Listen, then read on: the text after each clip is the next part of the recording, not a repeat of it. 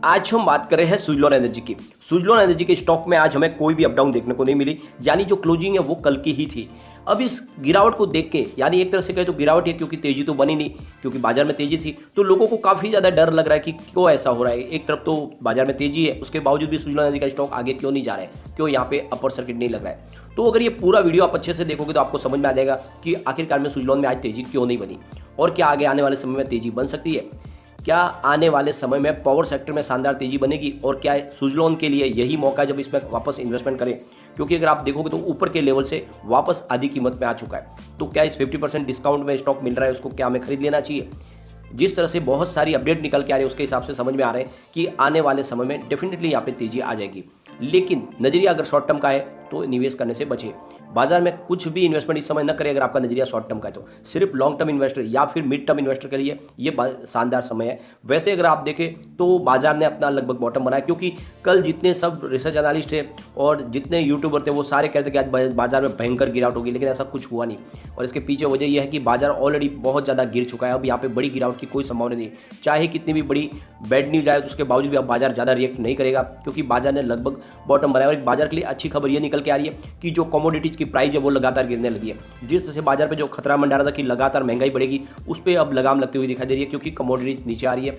तो आने वाले समय बाजार में पॉजिटिव संभावना बननी शुरू होगी।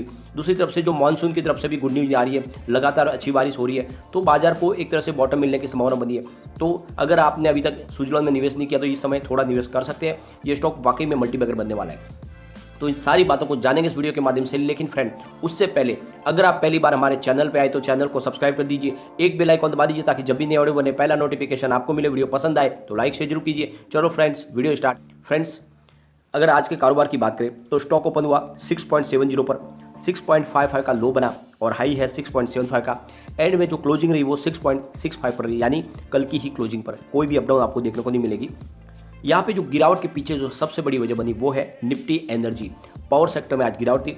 निफ्टी एनर्जी की बात करें तो 24,079 के स्तर पर करीब 149 पॉइंट की गिरावट थी, यानी 0.62% निफ्टी एनर्जी गिरा।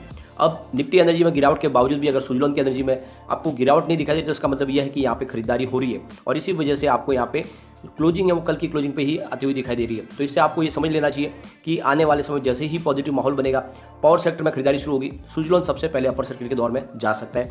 इसमें कोई डरने वाली बात नहीं है। अगर हम वॉल्यूम को एनालिस करें तो पिछले एक महीने पहले इसका 7 करोड़ का वॉल्यूम था, 1 वीक पहले 6 करोड़ का वॉल्यूम हुआ था, कल 5 करोड़ का वॉल्यूम था, आज भी 5 करोड़ का वॉल्यूम है। इसका मतलब स्टेबल है स्टॉक, काफ़ी अच्छे वॉल्यूम के साथ में कामकाज हो रहा है और इसमें उठा पटक बंद हो चुकी है, जो इसके लिए एक अच्छी बात है। यहाँ पे इसकी परफॉर्मेंस देखें तो 5.70 52 वीक का लो है, 13.10 52 वीक का हाई है। फिलहाल स्टॉक 6.60 पर है। आप देखोगे तो निचले लेवल की तरफ स्टॉक काफ़ी स्टॉक है जो लगभग अपने ऊपर की लेवल से उस लेवल पे पहुंच गए जहाँ पे इन्होंने शुरुआत की थी। वैसे अगर आपने 2 साल पहले सुजलॉन में इन्वेस्टमेंट किया होगा तो इसकी प्राइस लगभग 1-2 रुपीज़ के आसपास थी, उस हिसाब से तो आज भी बहुत ही शानदार रिटर्न मिल रहा है। लेकिन इस समय बाजार में गिरावट का दौर है, जैसे ही पॉजिटिव माहौल बनेगा तो स्टॉक में तेजी बननी शुरू हो जाएगी।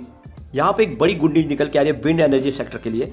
चेन्नई का स्टेट पावर डिस्ट्रीब्यूशन है, वहाँ से रिपोर्ट निकल के आ रही है कि मंडे के दिन ग्रीन एनर्जी के माध्यम से बिजली का जो जनरेशन हुआ है और जो इस्तेमाल हुआ है वो बहुत ही ज़्यादा है। नहीं तो 106.91 मिलियन यूनिट का विंड एनर्जी का योगदान रहा है मंडे को, ये सबसे ज़्यादा है। अब यहाँ पे सबसे बड़ी बात निकल के आ रही है, संडे को ये 100 MOU को क्रॉस कर गया था और उसके बाद में आप देखोगे तो मंडे को 106 MOU तक पहुंचा। तो लगातार जो बिजली का इस्तेमाल हो रहा है वो विंड एनर्जी के माध्यम से हो रहा है, ये एक बहुत अच्छी बात है।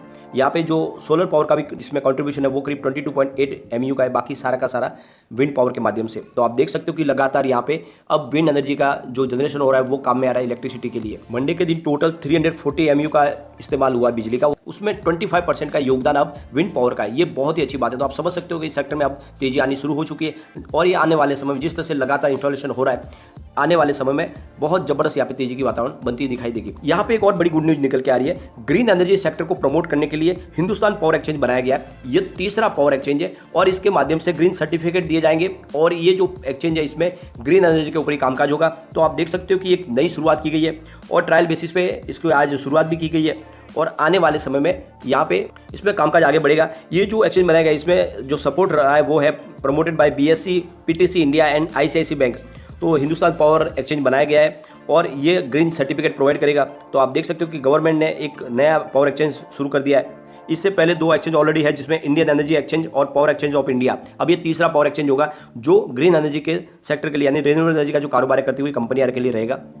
अब एक तरह से गवर्नमेंट ने डिसीजन लिया कि ग्रीन एनर्जी को प्रमोट करना है, तो इसके लिए एक बड़ा जरिया बनने वाली है। यहाँ पे नया इन लोगों का इन्वेस्टमेंट भी आएगा और लोग ग्रीन एनर्जी के प्रति आकर्षित भी होंगे, तो बहुत ही शानदार निर्णय लिया गया है। अखिलेश अवस्थी जो CEO है हिंदुस्तान पावर के, उनका कहना है कि हिंदुस्तान के लिए तीसरे थर्ड पावर एक्सचेंज की बहुत ज़्यादा जरूरत थी और इसीलिए इसको शुरू किया गया है और आने वाले समय में इस प्लेटफॉर्म पर और भी आगे कारोबार बढ़ेगा और इस सेक्टर को बहुत सारा फायदा मिलने वाला है। यहाँ पे एक बड़ी अपडेट ये है कि गवर्नमेंट पूरी तरह से प्रमोट करिए ग्रीन एनर्जी को और इसके लिए प्राइवेट प्लेयर को भी सामने ला रही है, यानी सरकार चाहती है कि बाहर से भी इन्वेस्टमेंट आए और साथ में जो हमारे बड़े कॉर्पोरेट घराने वो भी ग्रीन एनर्जी के क्षेत्र में निवेश करें। उनके लिए बहुत सारे बेनिफिट दिए जा रहे हैं, उनको उनके टैक्स में राहत दी जा रही है, यानी हर तरह से सरकार ने एक तरह से ठान लिया है कि आने वाले समय में ग्रीन एनर्जी के माध्यम से ही कामकाज चले। तो आप समझ सकते हो कि आने वाले समय इस सेक्टर में बहुत तेजी आने वाली है। ये आपको ध्यान रखना है कि सुजलोन एनर्जी इस सेक्टर की सबसे पुरानी और नंबर 1 कंपनी है और इसी वजह से इसका कारोबार लगातार बढ़ेगा। चाहे कोई भी इंस्टॉलेशन करे, जो मेंटेनेंस का कामकाज है वो इनको मिल सकता है और इस वजह से सुजलोन आने वाले समय में डेफिनेटली मल्टीबैगर बनेगा। अगर आपका नजरिया लॉन्ग टर्म का है तो कोई डरने की बात नहीं, लेकिन फिलहाल अगर बाजार की बात करें तो यहाँ पे इंडियन रुपीज जो सरदर्द बना हुआ है 79.09 पर है। अच्छी बात है कि ऊपर के लेवल से फिर थोड़ा सा ये करेक्ट हुआ है। यहाँ पे 79.37 की हाई बना दी थी कल इसने, बहुत ही जबरदस्त गिरा रुपया, लेकिन उस पर थोड़ी सी इसमें रिकवरी आई है, लेकिन ओवरऑल अभी भी टेंशन बनी हुई है। लेकिन बाजार के लिए जो अच्छी बात निकल के आ रही है वो है क्रूड ऑयल। क्रूड ऑयल की प्राइस बहुत नीचे आ गई है।